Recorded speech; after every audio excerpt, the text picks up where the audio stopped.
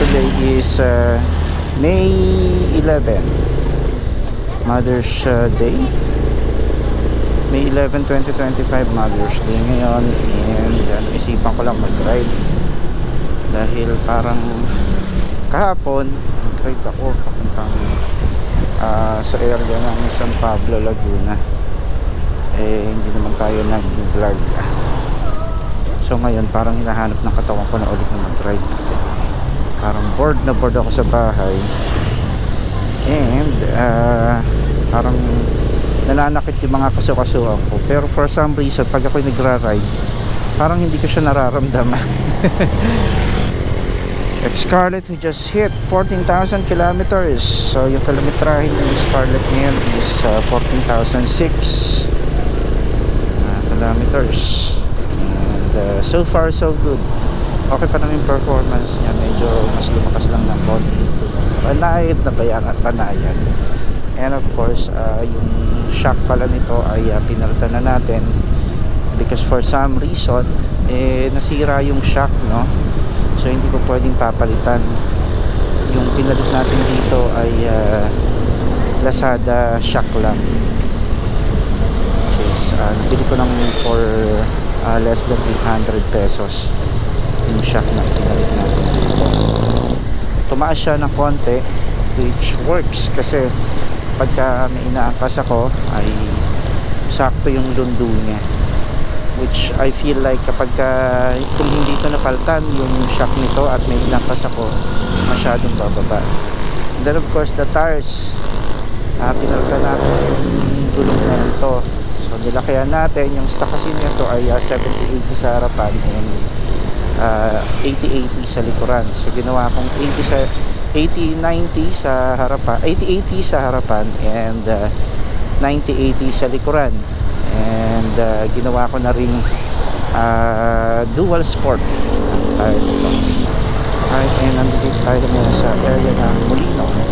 So tomorrow is election, so we're anticipating na maraming checkpoint ngayon because election, no? Pero dito sa area ng Bacoor wala namang kalaban dito sa local election. Isa lang ang kandidato, isa lang yung for mayor down to councilors. Alright, so happy Mother's Day po ulit sa mga nanay.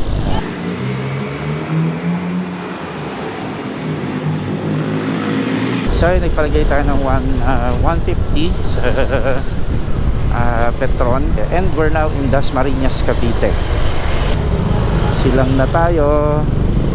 Na board lang ako, nagtagaytay na ako. Pasyalan ko lang siguro yung yung dating pinag-check-inan ko dito. Kung natatandaan ninyo yung alitagtag na vlog, mura kasi yun yung pinag-check-inan ko na yun dito. 800 lang bayad ko, 8 hours na, considering na Tagaytay ito. So kamustahin natin kung bukas pa siya at kung ano yung mga rates niya na. Ito na ang Tagaytay Rotonda. Yehey! Nalis na pala nila si Ninoy Aquino dyan. Dati may monumento ni Ninoy Aquino dyan.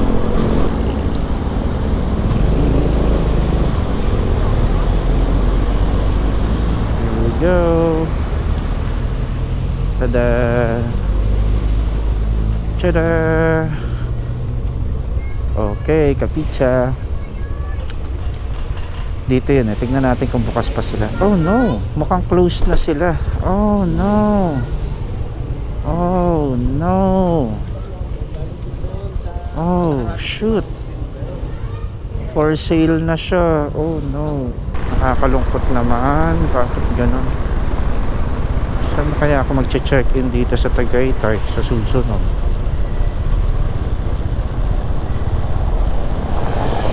Pero napakaganda kasi nito. Napakalapit niya na eh sa Rotonda. Alam mo yun?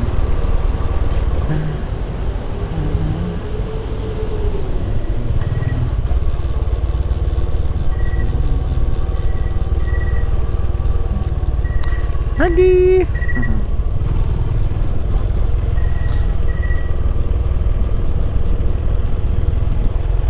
McDo muna tayo, kapitsa. Sure.